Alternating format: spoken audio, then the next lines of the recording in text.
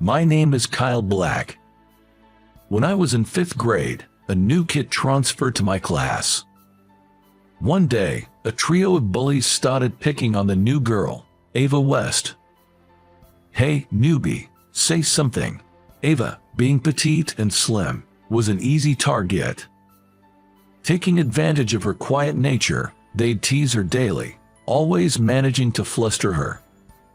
Having watched this day in, day out, I finally mustered the courage and said, "Enough is enough. What's your deal, trying to be a hero?" Tom, the leader of the trio, quickly shifted his attention to me. "Yeah, what's Monkey Face here trying to prove? Monkey should just stick to making monkey sounds." The other two joined in, echoing Tom's taunts. "What's it to you if I look like a monkey? Haven't your fathers ever told you that men are supposed to protect their mothers and other girls? Ava just got here. We should be kind to her." Now that I am an adult, I would be a little embarrassed by this line, but at the time I thought it was the norm. Predictably, the three bullies didn't just stop. They teased me, too. But their words never bothered me, because I deeply admired my father. My father was a big, strong man, but in front of me, he would stroke my head while squinting his eyes as if they were about to melt away. He worked in construction. As a kid, I often visited his work sites with my mom, bringing him lunch. I've seen him lifting heavy things with such ease multiple times. I idolized my strong yet gentle father and often said, "I want to be a strong man like Dad," to which he'd reply, "Being strong isn't just about muscles, it's about protecting those weaker than you." His words came naturally to me in my confrontation with the bullies.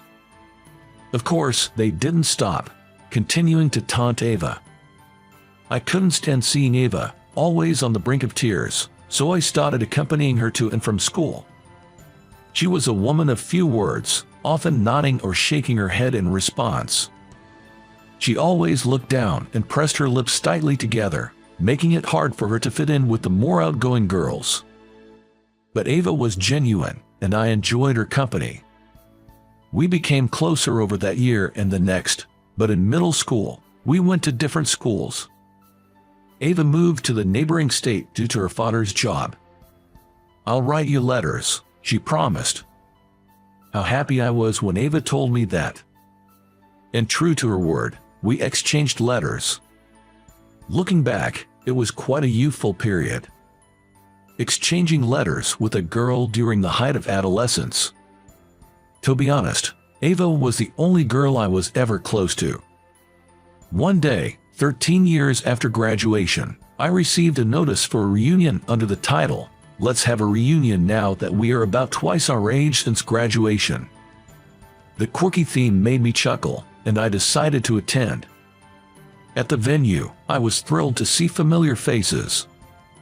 As I chatted with old friends, I noticed a group in flashy suits. Looking a little further away, I see a group of people wearing fancy suits. It was the trio of bullies. The most eye-catching of them was Tom. As I laughed at his flirtatious appearance, Tom hasn't changed either. Feeling nostalgic inside, I locked eyes with Tom. "Hey, you're Kyle, right? You haven't changed a bit." Tom, with his buddies, approached me, laughing. I can easily tell it's Kyle, with his red face and monkey. The way he is in a groove hasn't changed since elementary school. The banner went on with them reminiscing about my monkey face. While it was a fun reunion with the trio, it seems I made a mistake in making eye contact at that moment.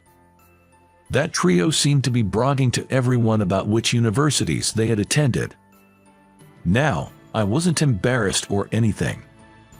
I just thought that amidst their discussions of which university was better or worse, I'd definitely be the odd one out.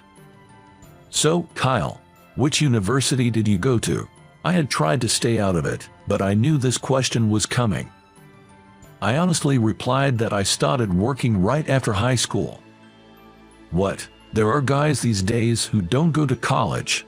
Tom exclaimed in surprise and announced to everyone, "This guy didn't go to college."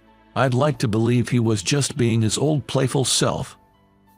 I heard some chuckles. From what I gathered, most of the group had attended college. Tom himself had graduated from a fairly well-known university. Man, with that face and no college degree, life must be tough. Tom joked. Hey, my face has nothing to do with it, I quickly retorted. But Tom continued, looking somewhat concerned. Without a degree, you probably can't find a good job, and your pay must be low. I replied honestly, it's not like that, really. Though it might have come off as defensive. Some folks expressed sympathy, others teased. I wasn't struggling by any means. Anyway, I just said thank you to end the conversation. As the reunion ended, we headed outside. Hey everyone, how about some karaoke for the after party? Tom enthusiastically called out. A few wanted to head home, and the ladies decided to have their own after party. In the end, only the guys were left. Tom is disappointed that the girls didn't stay, but then he says he will take them to a nearby bar that Tom frequents. As I check my watch, deciding whether to join or not, Tom encouraged, "Come on, Kyle, join us." I thought, why not? It's not often I get to catch up with these guys. With a note that I might head home early, I followed the group to the bar.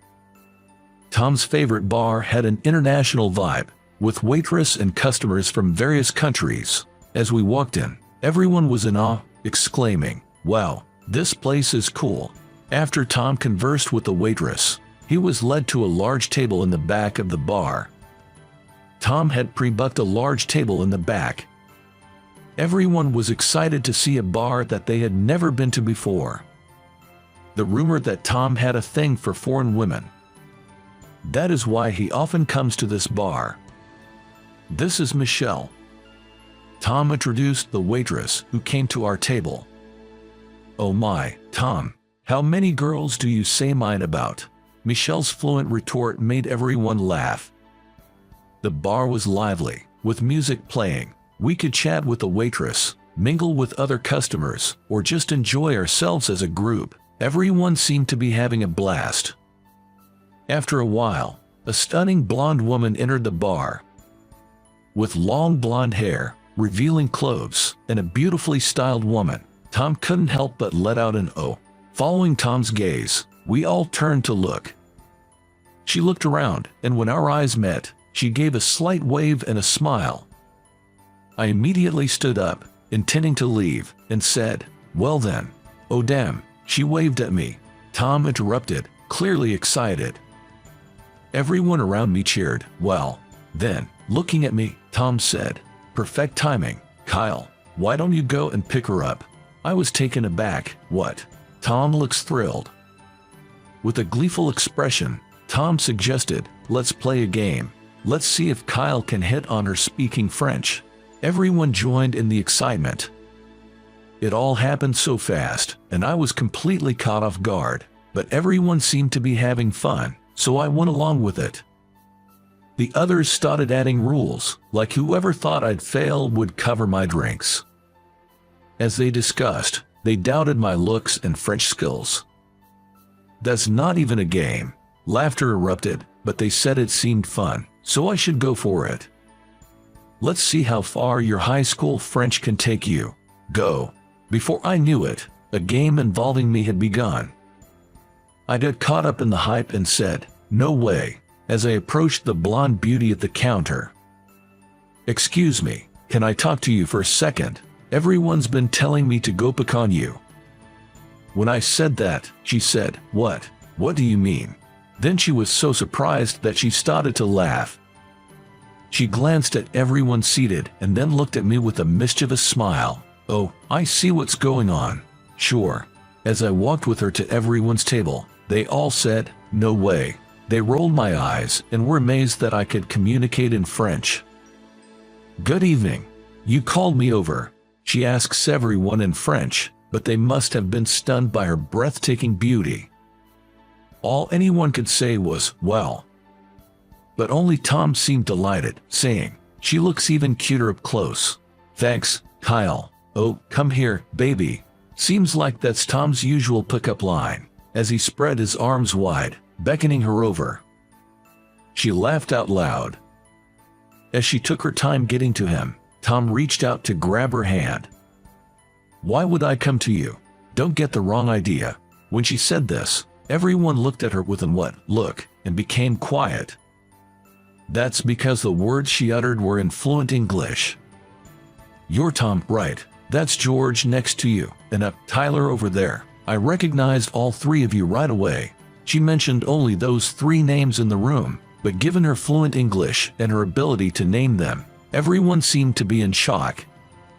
Seeing everyone's reaction, she locked eyes and burst into laughter. "Sorry, everyone, but don't you remember? It's Ava West." When I said that, everyone was silent for a moment, then exclaimed in unison, "No way. Are you that Ava?" Amid the surprise, Ava smirked. "No, darling. It's Ava Black now." Hearing that, everyone blinked in astonishment, falling silent again for a few moments. Then, a collective "what" echoed throughout the room, drawing the attention of other customers. Ava playfully wrapped her arm around mine, smiling brightly. Actually, Ava couldn't make it to the reunion because of work, but she finished up and came to pick me up. I tried explaining to everyone, but they seemed lost. Ava must have been tired from work, but when I briefly emailed her about attending an after-party, she replied, "I'll pick you up." The truth is, I still have some work to do after I get home. On Saturday nights, it's hard to hail a cab, so I took advantage of Ava's kindness. Everyone kept saying, "I didn't recognize Ava, she's become so beautiful."